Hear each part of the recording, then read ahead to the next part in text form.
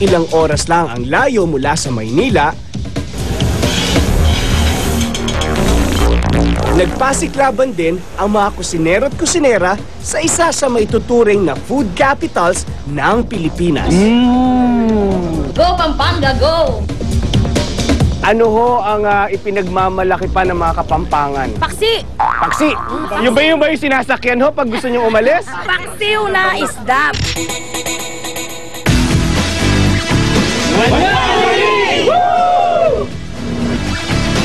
Sarap ng luto ko. Magiging superstar ng kusina ako. Wala na sasarap sa Sisig Pro.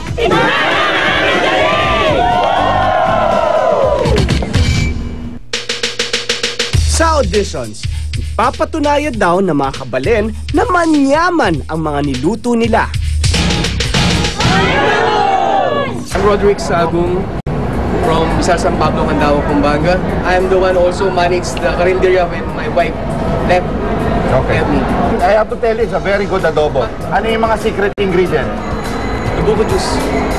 I put Instead of water, instead of... no water. I use glutinous rice and ground pork with quail egg inside the orient. Talagang ikaw ang gumawa nito? Yeah, sir. Sarap, sarap. One of my special dish. Okay, anong tawag mo sa kanya? I call it Pearl of the Orient. O kailan mo niluto to? Kanina po, this morning, sir. The chicken was cooked perfectly. Very nice. Si Wilfredo kilala, kahit bulag ang isang mata, matyagang nakipagsapalaran sa pila. Maipatikim lang sa judges ang hinanda niyang specialty dish. Bakit mo naisip na ito ang lutuin? Yung puwang tinuro ng puso ko.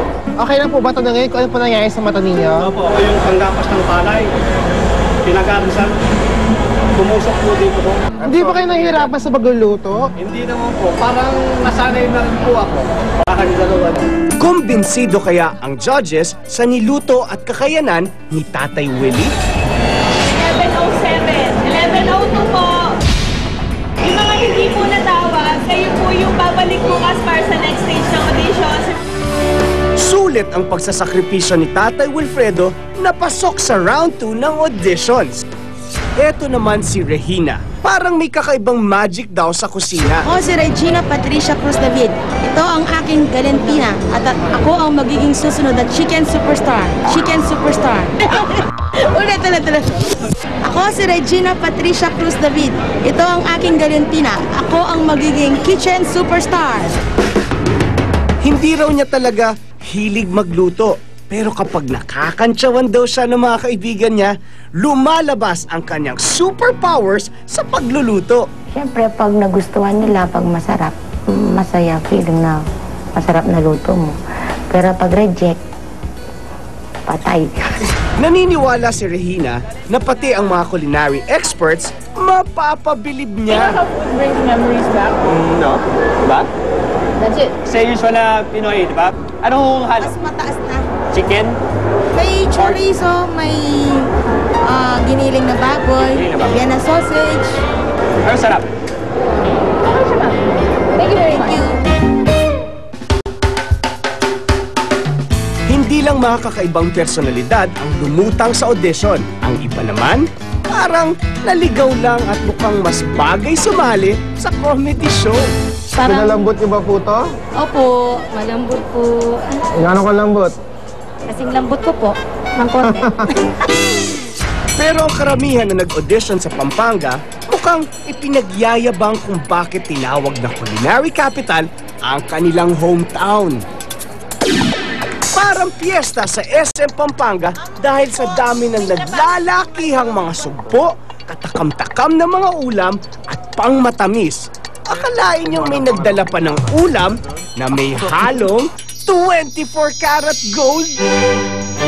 It's a porcini truffle pasta with saffron and with 24-karat gold. 24-karat gold. It costs $180.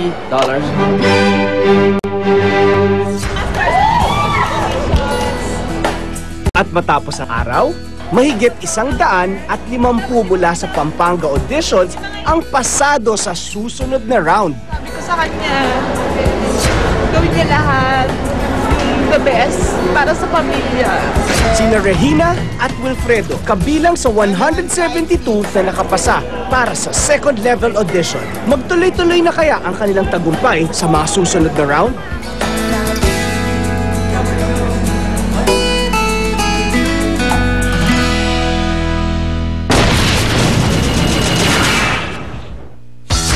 Sabay namang nag-audition ang magkapatid sa inang sina John Hero at Rodolfo.